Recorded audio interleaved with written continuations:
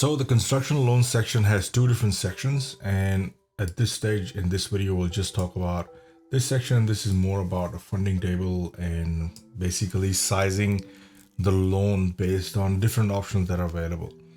But first things first, all blue cells are input cell, so there's not a lot of input here. All we are doing is we have construction loan pays off land acquisition loan. You have to select yes or no.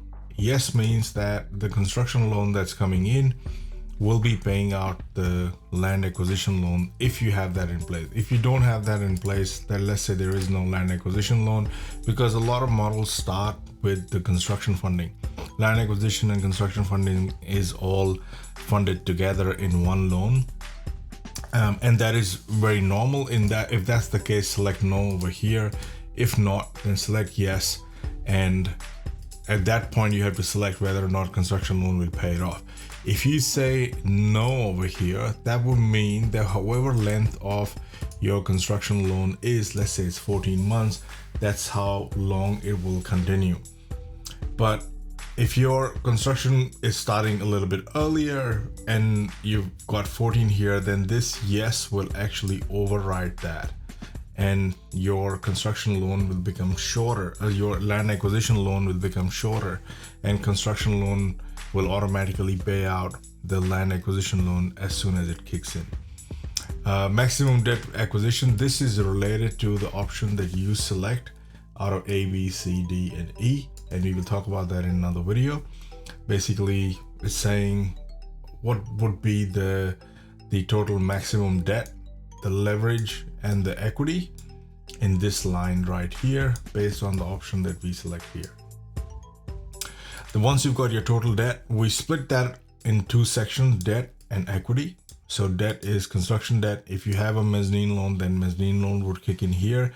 If you have just the construction loan and there is no mezzanine loan, just select 100%. So what we are saying is, so we have 40% and 30%, and basically this is saying if there is just the construction loan, we are splitting that 70% in construction and mezzanine, and we are splitting the equity between developer and investor based on that. Now that 70 and 30 came in because we selected option B here, which is again linked to this option, because in option B we have 70% here.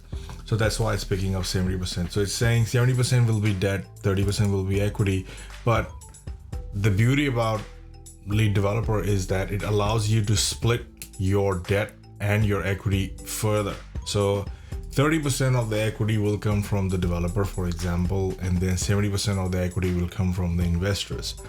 And you can select a different setup fee for that loan and different interest lane for that loan. Do you want it to be distributed? So if you select on, that means that will get distributed in the monthly cash flow to the investors based on their share. If you turn it off, then this option is no longer required. So so in over here as well, you have the same thing here. But again, this is another good part about this, is that you can also select the order in which these will be dispensed. So first in would be, let's say investor money would go in first, or you could say investor and developer would put in the money together, and you can select both as one. And the second thing that will kick in would probably be the mezzanine loan. But in this case, we don't have a mezzanine loan, so the second thing would be the construction loan.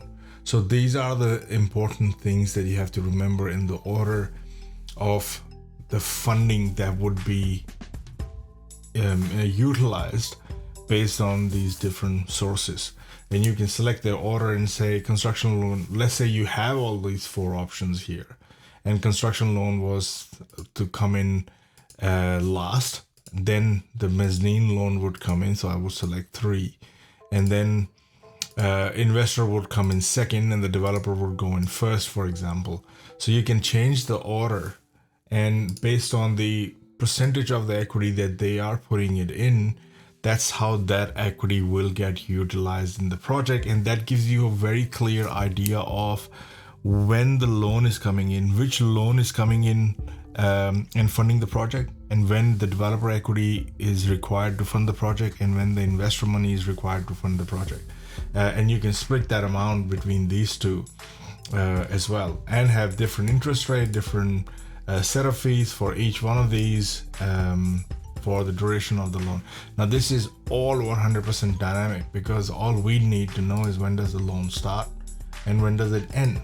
And based on during that period, whatever costs are incurred in the project, which we allocated in the next tab, which is development costs, that's how this whole project is dynamically utilized. The funds are utilized dynamically, and the interest is also calculated dynamically based on when those funds are utilized.